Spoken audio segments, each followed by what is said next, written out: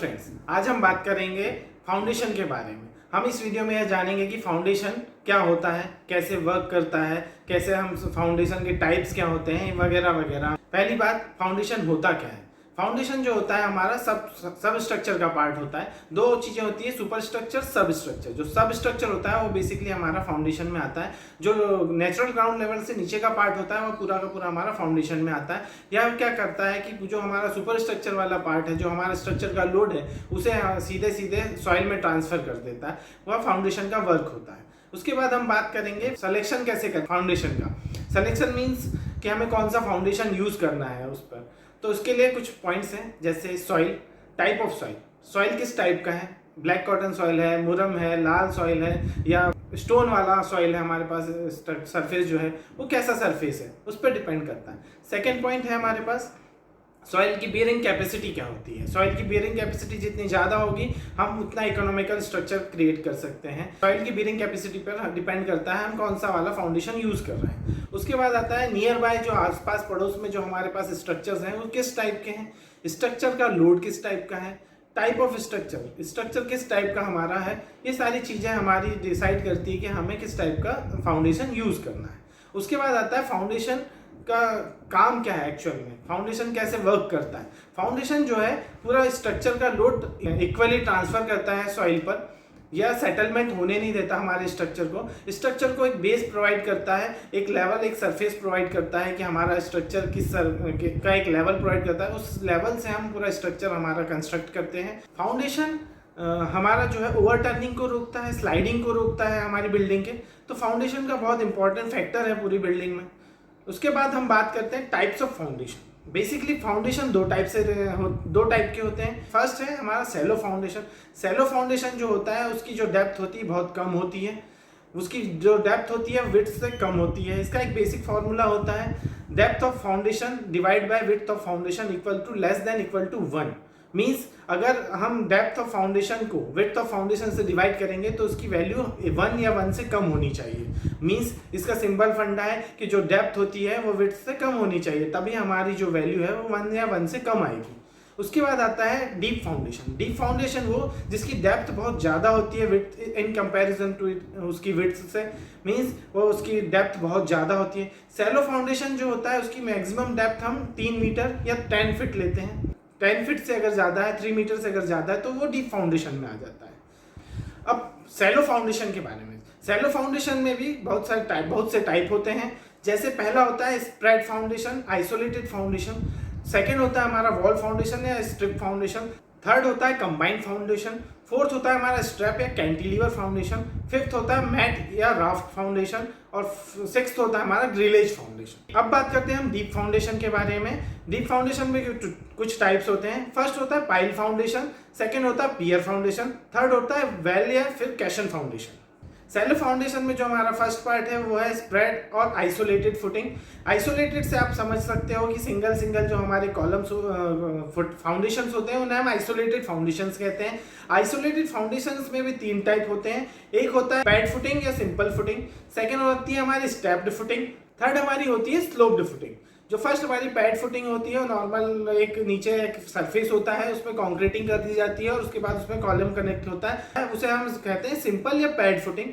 Second हमारी होती है स्टेप्ड फुटिंग। इसमें नॉर्मल स्टेप्स होती हैं, 1 और 2 और 3 स्टेप्स देकर फिर हम देन कॉलम इंक्रीज करते हैं, इसे कहते हैं स्टेप्ड फुटिंग। थर्ड वाली हमारी जो होती है वो स्लोप्ड फुटिंग होती है। इसमें स्लोप बनाया होता है, स्लोप बनाकर हम कंस्ट्रक्ट करते हैं। इसमें क्या होता है, जो पैड फुटिंग होती है नॉर्मल फुटिंग होती है, इसे नॉर्मल लोड बियरिंग के लिए हमें यूज़ करते हैं। इसे इकोनॉमिकल बनाने के लिए हम पैड फुटिंग का यूज़ करते हैं। बट जब हमारे स्ट्रक्चर का लोड थोड़ा ज़्यादा है, जो बियर करने की कैपेसिटी नहीं है हमारे पास पैड फुटिंग की, तो हम उसमें स्टेप्ड फुटिंग यूज़ कर लेते हैं। थोड़ा सा स्टेप में स्टेप्ड क्रिएट करके हम स्टेप फुटिंग का यूज़ करते हैं। उससे भी ज़्यादा अगर हमारे पास स्ट्रक्चर का लोड है तो हम उसमें स्लोप्ड फुटिंग का यूज़ कर लेते हैं। इससे हमारा क्या होता है, जो रेनफोर्समेंट है वो हमें कम लगता है क्योंकि हम उसका सिर्फ कंक्रीट इंक्रीज करते हैं। सेकेंड हमारे पास होता है स्ट्रिप फाउंडेशन या फिर वॉल फाउंडेशन। इसमें क्या होता है कि अपना जो बिल्डिंग का पूरा स्ट्रक्चर होता है उसके सारे स्ट्रक्चर के बेस को एक स्ट्रिप या फिर वॉल फाउंडेशन के रूप में थ्रो से जो हम फाउंडेशन क्रिएट करते थे उससे हम क्रिएट करते हैं और उसके ऊपर जनरली वॉल क्रिएट कर देते हैं। ये हमारा होता है स्ट्रिप या वॉल फाउंडेशन। थर्ड हमारे पास होता है कंबाइंड फाउंडेशन। जब हम बिल्डिंग स्ट्रक्चर क्रिएट करते हैं तो उसमें जो पास जब दो कॉलम हमारे पास हो जाते हैं तो हम उसे कंबाइन कर देते हैं, दोनों को आपस में जोड़ देते हैं और एक ही बेस तैयार करते हैं, उसे बोलते हैं हम कंबाइंड फाउंडेशन। उसके बाद हम स्ट्रैप फुटिंग या फिर कैंटिलीवर फुटिंग। इसमें क्या होता है, दो कॉलम के बीच में हम एक बीम क्रिएट कर देते हैं। जैसे कि सपोज हमारे बाजू वाला जो स्ट्रक्चर है, मतलब हमारी बिल्डिंग के बगल में कोई बिल्डिंग है और हमें उसके बिल्डिंग के पास में कोई कॉलम क्रिएट करना है या फुटिंग फाउंडेशन क्रिएट करना है, उससे कनेक्ट उसके बाजू में जो हमारे पास एक और कॉलम होगा कुछ डिस्टेंस पे, उसे हम आपस में बीम से कनेक्टेड कर देते हैं। क्योंकि अगर हमारे पास उस कॉर्नर वाले कॉलम पर ज़्यादा लोड आ रहा है तो वो लोड इजीली हमारे दूसरे कॉलम पर भी या दूसरी फुटिंग फाउंडेशन पर ट्रांसफर हो जाए और इजीली वो सॉइल पर ट्रांसफर हो जाए। इसलिए हम स्ट्रिप फाउंडेशन या फिर कैंटिलीवर फाउंडेशन फुटिंग का यूज़ करते हैं। उसके बाद हमारे पास आता है मैट या राफ्ट फाउंडेशन। मैट या राफ्ट फाउंडेशन जो होता है, यह पूरा स्ट्रक्चर जब वहाँ पर वाटर लॉक्ड एरिया या थोड़ा दलदली या फिर सॉइल की बेरिंग कैपेसिटी बहुत लो होती है तो वहाँ पर हम इसका यूज़ करते हैं। इसमें क्या करते हैं, पूरा का पूरा जितने पार्ट में हमारा स्ट्रक्चर होता है उसमें पूरे में हम नीचे कंक्रीट बेस तैयार करते हैं और उससे कॉलम्स कनेक्ट करके ऊपर स्ट्रक्चर कंस्ट्रक्ट करते हैं। इसे कहते हैं मैट फाउंडेशन या राफ्ट फाउंडेशन। उसके बाद होता है grillage foundation.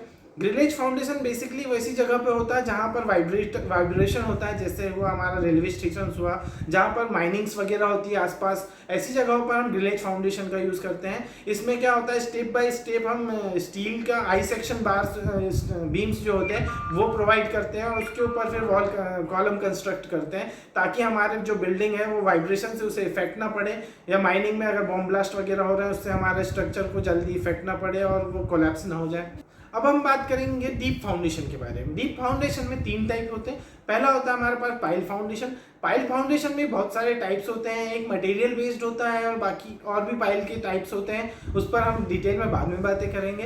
Pile foundation generally ऐसी जगह पर यूज करते हैं जहां पर हमारी सॉइल की बेरिंग कैपेसिटी बहुत लो है या फिर हमारे पास जो सॉइल है वो ब्लैक कॉटन सॉइल है और उसकी डेप्थ बहुत ज़्यादा है। जैसे हम उसका एक्सकवेशन करते जाते हैं तो वो 3 मीटर या फिर 10 फीट से ज़्यादा है नीचे तक ब्लैक कॉटन सॉइल है। जब तक हमारे पास हार्ड स्टार्टर नहीं आ जाता तब तक हम उसे एक्सकेवेट करते हैं और वहाँ पर पाइल डालकर पाइल फाउंडेशन करते हैं ताकि हमारे स्ट्रक्चर को स्ट्रेंथ मिले।